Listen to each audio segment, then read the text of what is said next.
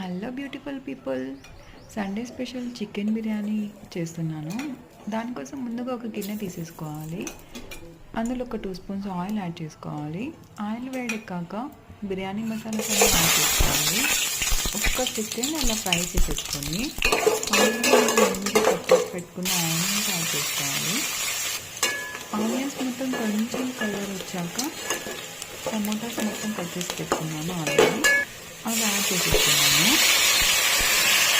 Tomatoes మొత్తం ఒక fry చేయాలి, ఒక 2 మినిట్స్ అలా ఫ్రై చేసి మూత క్లోజ్ చేసి పెట్టుకున్నాను. అంటే టమాటోస్ మొత్తం కుక్ అయిపోతాయి, త్వరగా కుక్ అయిపోతాయి అన్నమాట. మూత క్లోజ్ చేయడం వల్ల టమాటోస్ తొందరగా కుక్ అయిపోతాయి. టమాటోస్ కుక్ అయ్యాక అందులో అల్లం, తెల్లగడ్డ, కొత్తిమీర పేస్ట్ కొంచెం యాడ్ చేసుకున్నాను.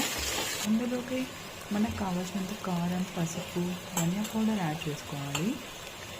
కొంచెం ఫ్రై అయిన తర్వాత ఒక కప్ కొత్తిమీర పుదీనా యాడ్ చేస్తున్నాను.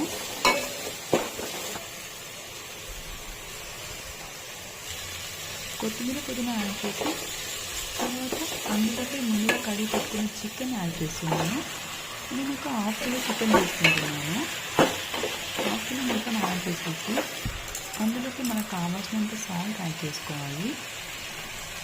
తర్వాత కొంచెం గరం మసాలా, కొంచెం బిర్యానీ మసాలా కొంచెం యాడ్ చేస్తున్నాను. మొత్తం కలిపేసుకొని ఒక 2 మినిట్స్ అలా ఫ్రై చేసుకోవాలి.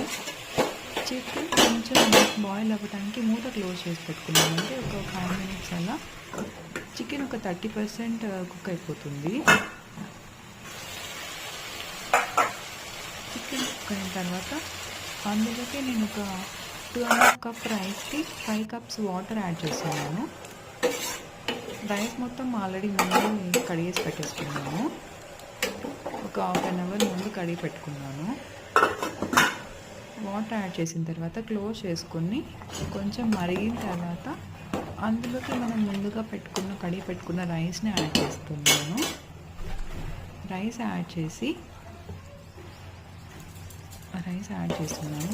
చేసి మొత్తం బాగా కలిపేసుకోవాలి.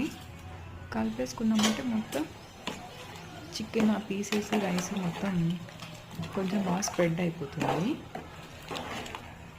మొత్తం కలిపేసుకొని మూత క్లోజ్ చేసి పెట్టుకోవాలి. ఒక 3 మినిట్స్ అలా ఫ్రై అయిన తర్వాత ఒకసారి మనం టేస్ట్ మొత్తం చెక్ చేసుకోవాలి. సాల్ట్ అంతా సరిపోయిందా లేదా చెక్ చేసుకున్నాక క్లోజ్ చేసి పెట్టి ఒక 20 మినిట్స్ మనం గ్యాస్ని సిమ్లో పెట్టేసుకోవాలి.